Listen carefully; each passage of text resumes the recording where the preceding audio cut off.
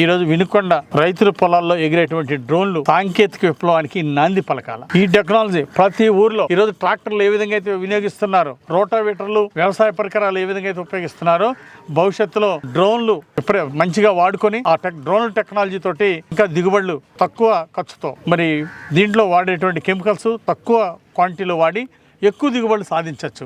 ఈ విధంగా బహుళార్థ ప్రయోజనాలు ఉన్నటువంటి ఈ డ్రోన్ టెక్నాలజీని రైతులకు అందుబాటులో తీసుకెళ్తాం. భవిష్యత్తులో రైతులకి కొండంత అండగా ఉంటాం. రైతులను దోచుకున్నటువంటి ప్రభుత్వం గత ప్రభుత్వం, ఈరోజు రైతులకి కొండంత అండగా ఉన్న ప్రభుత్వం ఎన్డీఏ ప్రభుత్వం. ఈరోజు రైతుల కష్టాన్ని గుర్తించేది ఎన్డీఏ ప్రభుత్వం, రైతులను గౌరవించేది ఎన్డీఏ ప్రభుత్వం, రైతుల ఆదాయాన్ని పెంచేది ఎన్డీఏ ప్రభుత్వం. అందుకే ఈరోజు హార్టికల్చర్ పంటలను ప్రోత్సహిస్తున్నాం. హార్టికల్చర్ పంటల, పండ్ల తోటలు, ఉద్యానవన పంటలు వేసినటువంటి రైతులకి సబ్సిడీలు ఇచ్చి ప్రోత్సహిస్తున్నాం.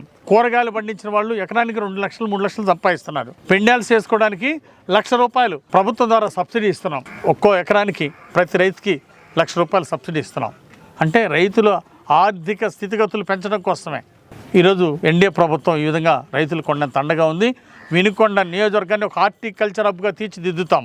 17,000 ఎకరాలని మరి వేయాలనే లక్ష్యంతో ముందుకెళ్తున్నాం. రైతులను ప్రోత్సహిస్తున్నాం. దీనికి అగ్రికల్చర్ డిపార్ట్మెంటు, హార్టికల్చర్ డిపార్ట్మెంటు శక్తి వంచన లేకుండా రైతులకు అండగా ఉండి హార్టికల్చర్ పంటలను ప్రోత్సహిస్తున్నాం. ఒక్కో రైతుకి సంవత్సరానికి 1,00,000 నుండి ఎకరానికి 1,00,000 నుండి 1,50,000 2 లక్షల దాకా ఆదాయం రావాలి మన వినుకొండ ప్రాంతంలో ఈ పండ్ల తోట పెంపకం ద్వారా అనేది లక్ష్యంగా ముందుకెళ్తున్నాం. ఖచ్చితంగా సాధిస్తాం.